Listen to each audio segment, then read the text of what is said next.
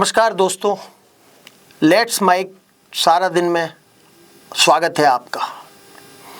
आज चर्चा दुनिया के दो सबसे ताकतवर इंसानों के बीच छिड़े युद्ध की।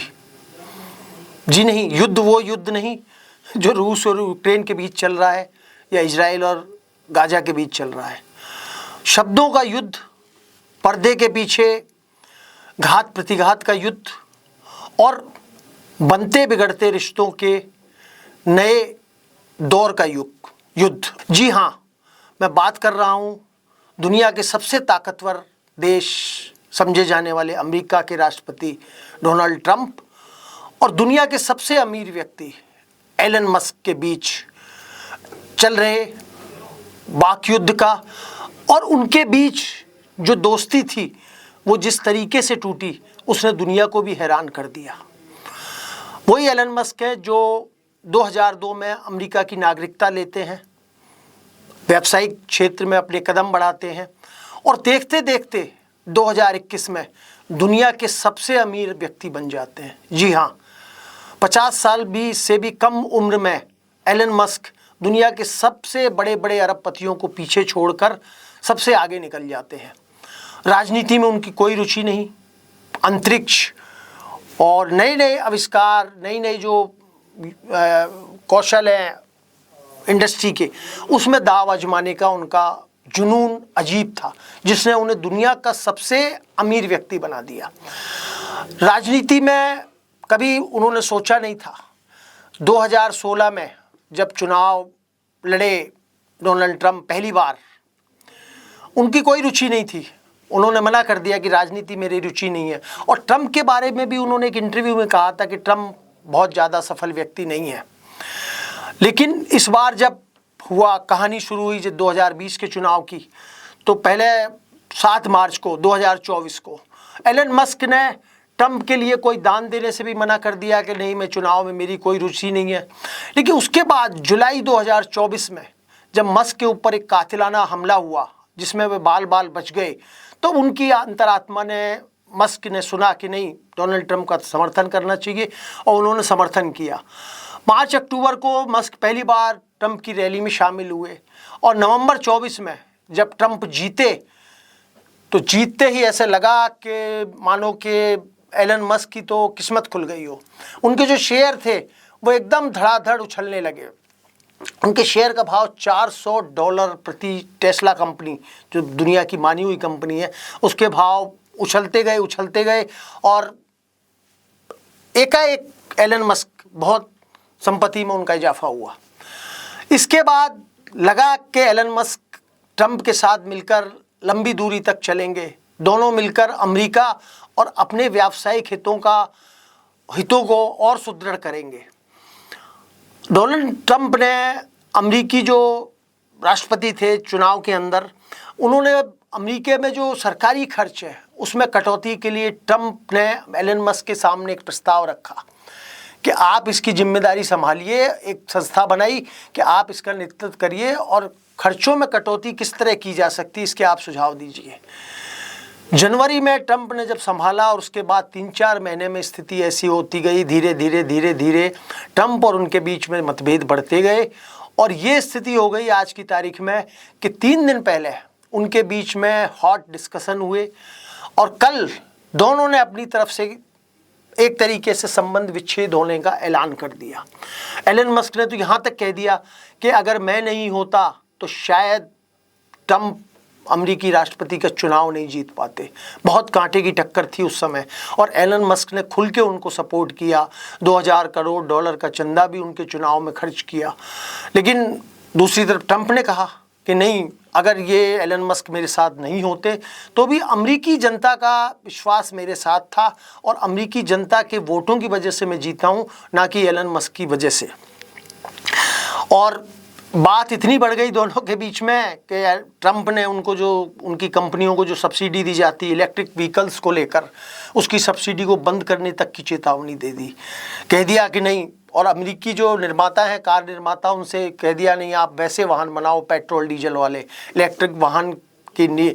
और टेस्ला कंपनी जो इलेक्ट्रिक व्हीकल्स बनाती है, आने वाले दौर के लिए दुनिया में लगता है कि नहीं इलेक्ट्रिक व्हीकल्स की ज़रूरत पड़ेगी, पेट्रोल डीजल का जो वो दाम है वो बढ़ रहे हैं और एक सीमा तक जाकर पेट्रोल डीजल भी ख़त्म होने वाला है। तो ट्रंप के और टेस्ला के बीच में, कंपनी के बीच में, एलन मस्क के बीच में जितना विवाद हुआ है वो इस कदर हो गया कि कल एलन मस्क ने घोषणा कर दी कि मैं अपनी नई पार्टी बनाऊंगा और नई पार्टी बनाने के साथ उन्होंने ऑनलाइन सर्वे भी शुरू कर दिया कि क्या मैं चुनाव लड़ सकता हूं। मज़ेदार बात है कि जो व्यक्ति व्यवसाय में है वो राजनीति में आने की सोच रहा है और ट्रंप जो राजनीति में है वो भी व्यवसाय करते हैं। तो एक तरह से हम कह सकते हैं कि ये दोनों व्यवसायी हैं और इनके जो आपस के हित हैं शायद वो कहीं ना कहीं टकरा रहे हैं। पर्दे के पीछे कहानी दोनों के अलग होने की क्या है नहीं हम जानते। हो सकता है देर सवेर पर्दे खुलेंगी कि क्या इसके पीछे था। कहीं ये आपसी जो व्यावसायिक प्रतिद्वंद्विता है या व्यवसाय में फ़ायदा लेने की जो लड़ाई है एक, क्या उसका परिणाम है। आपको सबको पता है कि ट्रंप के पुत्र, उनके दामाद बाकायदा व्यवसाय में हैं और पूरे दुनिया के अलग अलग देशों में उनके व्यवसाय चलते हैं। सरकारें इसको भी वो प्रभावित करते हैं अपने पक्ष में। अभी पिछले दिनों जब एक खुलासा हुआ जिसमें ये कहा गया कि ट्रंप के जो बेटों की कंपनियां हैं उन्होंने मिलकर पाकिस्तान के सेनाध्यक्ष मुनीर के साथ क्रिप्टो का कोई नया खेल किया है, शायद इसी वजह से उन्होंने पाकिस्तान का पर्दे के पीछे से समर्थन किया या युद्ध रुकवाने की पहल की। बहरहाल कारण कुछ भी हों, लेकिन सबसे बड़ा कारण ये है कि एक कहावत थी, बचपन में सुनी थी सबने, आप लोगों ने भी सुनी होगी, बाप बड़ा ना भैया सबसे बड़ा रुपया। जी हाँ, ये कहावत सदियों पुरानी है। तो हम ये मानकर चल सकते हैं कि सदियों पुरानी है, इसका मतलब उस समय भी पैसे का इतना महत्व होता था और आज के दौर में तो पैसा भगवान है एक तरीके से आदमी के लिए। और पूंजीवाद, अमेरिका पूंजीवाद का समर्थक रहा है। ट्रंप खुद एक व्यवसायी आदमी है और एलन मस्क भी व्यवसायी आदमी है। तो दोनों के कहीं व्यावसायिक हितों के रिश्ते में टकराहट ये कारण है। देखना होगा ये टकराहट कितनी दूर तक जाती है। बहुत से लोगों का ये मानना है कि नहीं ये सब दिखावा है, हो सकता है कल परसों में जाकर दोनों एक हो जाएं। लेकिन कुछ भी हो, दो बड़ी जब ताकतें टकराती हैं, एक अमेरिका के राष्ट्रपति, एक सबसे बड़े पूंजीपति, तो उसका टकराहट का असर दुनिया में सब देशों पे पड़ता है। चाहे वो शेयर बाजार के धड़धड़ाहट हो, अगर कोई टकराहट ज़्यादा बढ़ती है, ऐसे ट्रंप फैसले ले लेते हैं जिसके लिए वो जाने जाते हैं दूसरे दौर में, तो निश्चित रूप से ये टकराहट आगे तक जाएगी और उसका असर विकासशील देशों पे भी, दूसरे अन्य देशों पे भी पड़ना स्वाभाविक है। लेकिन ये बहुत इंटरेस्टिंग विषय रहा ट्रंप का और मस्क का, इतनी जल्दी पास आना और फिर दूर जाना, और आगे हालात क्या लेंगे कोई नहीं जानता। It's time for news. It's time for more than radio. Presenting the first radio news app, Let's Mike. Let's Mike, a news-based app on your phone where you get to watch and listen news, talk shows, interviews, radio show podcasts. On Let's Mike, you get all relevant information of TV, print, radio, podcast, and digital. Let's Mike talks about every segment of life.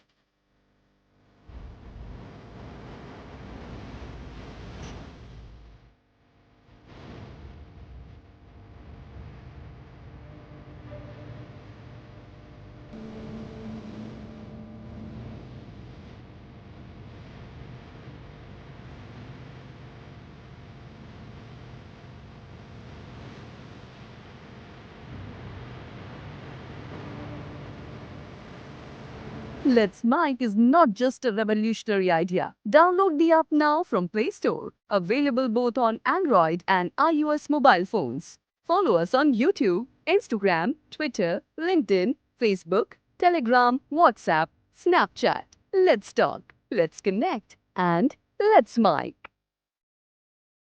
आज बात दूसरी एक और, राहुल गांधी बिहार के दौरे पर हैं। जी हाँ, वही बिहार जहाँ कभी राजेंद्र प्रसाद राष्ट्रपति बने थे, भी उस बिहार के लोकनायक जयप्रकाश नारायण वो भी बिहार से आते हैं। तो बिहार में अक्टूबर नवंबर में विधानसभा के चुनाव होने जा रहे हैं और आपको पता है कि हमारे देश में जो राजनीति है वो चुनाव के इर्द गिर्द घूमती है। राजनीति में मूल्य, सिद्धांत, विचारधारा ये सब घोषणा पत्र का हिस्सा जरूर होते हैं, लेकिन असली मकसद सभी राजनीतिक दलों का सिर्फ और सिर्फ चुनाव जीतना होता है। तो राहुल गांधी आज बिहार गए हैं, उन्होंने अपने कार्यकर्ताओं में जोश भरने की कोशिश की है। ये वही बिहार है जहां 1990 में आखिरी बार कांग्रेस की सरकार थी। जगन्नाथ मिश्रा कांग्रेस के मुख्यमंत्री थे और 90 में जब राष्ट्रीय जनता दल बना, लालू प्रसाद यादव की पार्टी वहां पिछड़ों को लेकर और मुस्लिम को लेकर उन्होंने एक मोर्चा बनाया और उसके वो लोकप्रिय नेता बने। 90 के बाद से 2005 तक वहाँ लालू प्रसाद का शासन रहा। पहले लालू प्रसाद मुख्यमंत्री रहे, फिर भ्रष्टाचार के आरोपों में जेल जाने के कारण उनकी पत्नी राबड़ी देवी वहाँ की मुख्यमंत्री बनी और उन्होंने भी लंबे समय तक शासन किया। 2005 में एक नया सामाजिक समीकरण हुआ।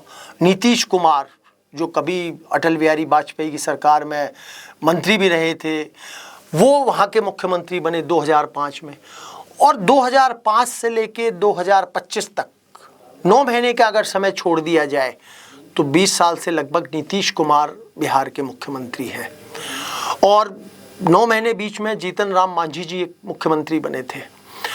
अब कांग्रेस की चिंता है कि 35 साल से जो जीत का खाता नहीं खुला है उसको किस तरह से फिर से खोला जाए। लालू यादव की चिंता है कि 20 साल से जो सत्ता से बाहर है राष्ट्रीय जनता दल, उसको फिर से कैसे उसकी वापसी कराई जाए। भारतीय जनता पार्टी की चिंता है कि बड़े बड़े राज्यों में उत्तर प्रदेश, महाराष्ट्र, गुजरात, मध्य प्रदेश, राजस्थान, उड़ीसा, हरियाणा, हिमाचल, कई जगह उसकी सरकारें रह चुकी है, लेकिन बिहार एक ऐसा राज्य है उत्तर भारत का जहां आज तक उसकी सरकार नहीं बनी।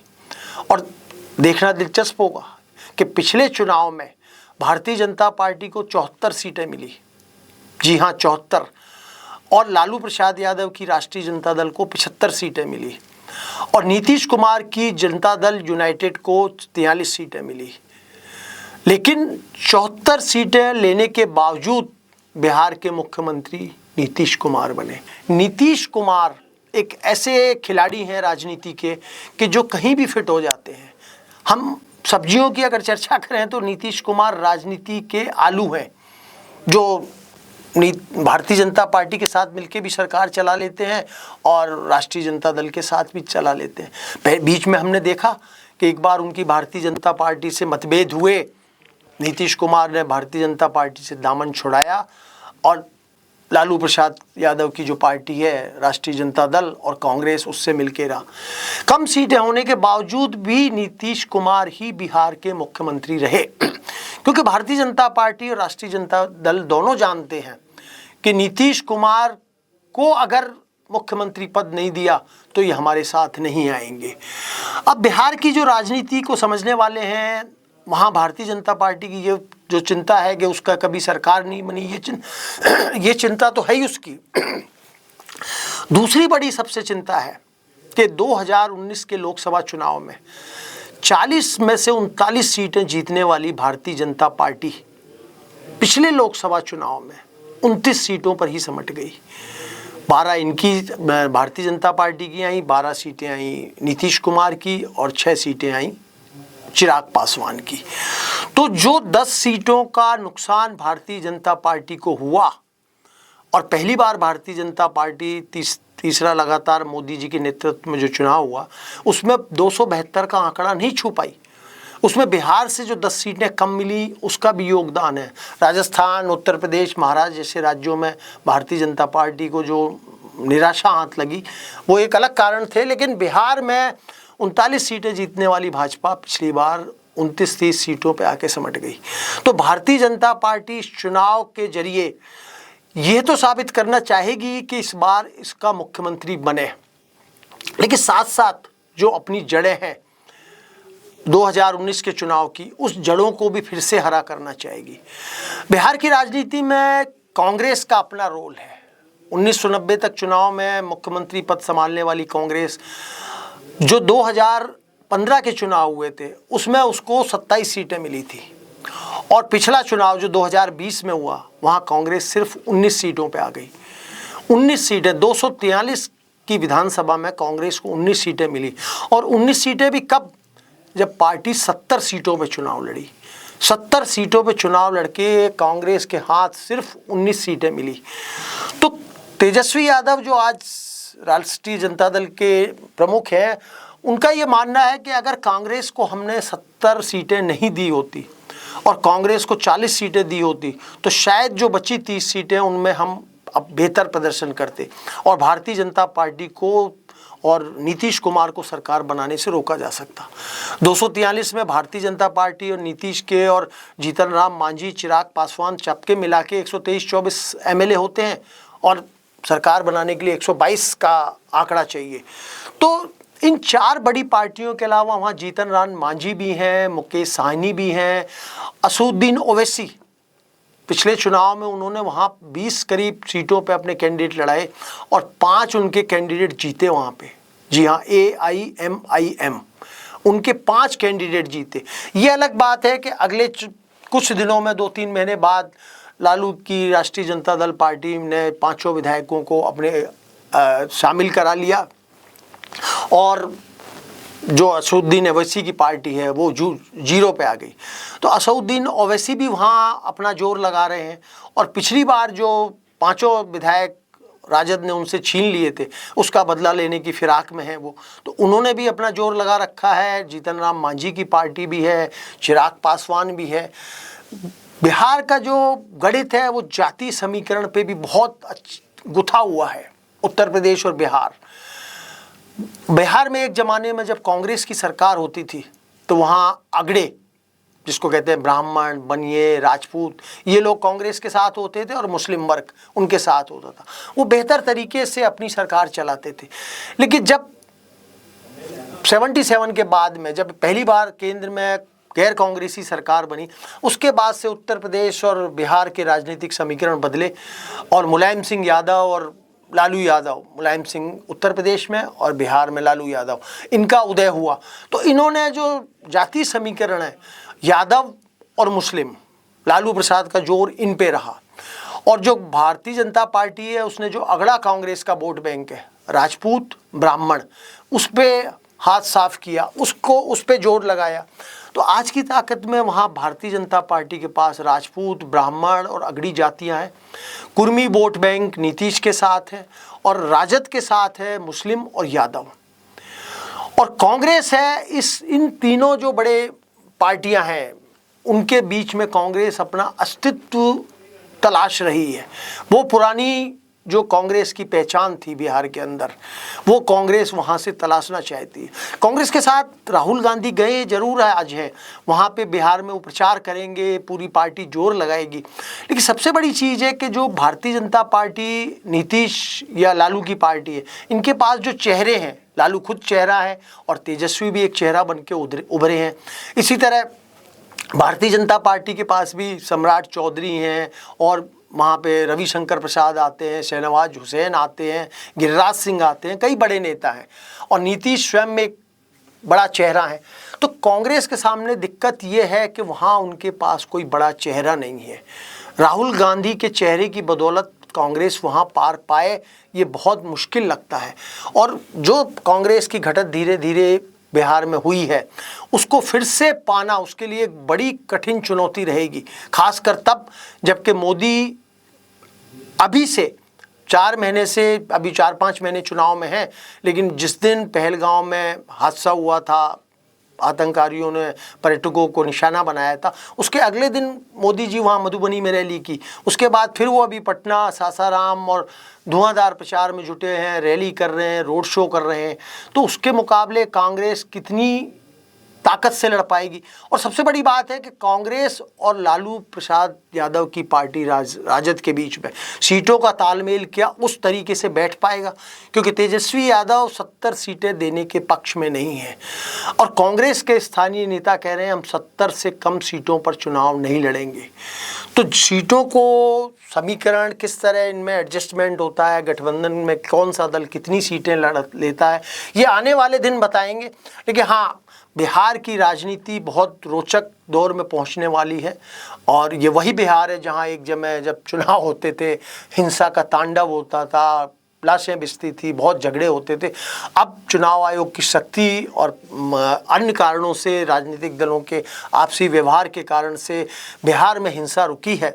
लेकिन राजनीति में धीरे धीरे अब जो पिछले अगले 4 महीने आने वाले हैं वह पूरा देश की निगाहें बिहार पर होंगी और कोई भी पार्टी इसमें किसी भी तरीके से पीछे हटने को तैयार नहीं है, क्योंकि राजनीति का मूल मंत्र समाज सेवा तो घोषणा पत्र उनमें होता है, असली मकसद है सत्ता। और अगर आप सत्ता में आ जाते हो तो राजनीतिक दल की जीत है। भारतीय जनता पार्टी आज दुनिया की अपने आप को सबसे बड़ी पार्टी कहती है, वो इसी कारण कि आज 11 साल से उनकी केंद्र में सरकार है और कई बड़े राज्यों में उनके सरकारें चल रही हैं, गठबंधन की सरकारें भी चल रही हैं। तो बिहार के चुनाव में 4 महीने बहुत रोचक रहने वाले हैं। बहुत समीकरण बनेंगे, बहुत से समीकरण बिगड़ेंगे। आज जो दल साथ है हो सकता है कल अलग हो जाएं। राजनीतिक दलों में भी जो टिकट बंटवारे के बाद जो असंतोष होता है हमेशा की तरह वो भी उभरेगा, क्योंकि एक अनार 100 बीमार वाली कहावत हर राजनीतिक दल पे लागू होती है। तो बिहार आने वाले दिनों में बहुत रोमांचक दौर से गुजरने वाला है। तो आज के जो खबरों का विश्लेषण है उसमें इतना ही। कल फिर आपसे मुलाकात होगी नए विषय के साथ, नई सोच के साथ।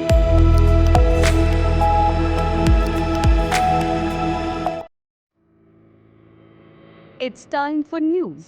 It's time for more than radio. Presenting the first radio news app, Let's Mike. Let's Mike, a news based app on your phone where you get to watch and listen news, talk shows, interviews, radio show podcasts. On Let's Mike, you get all relevant information of TV, print, radio, podcast, and digital. Let's Mike talks about every segment of life.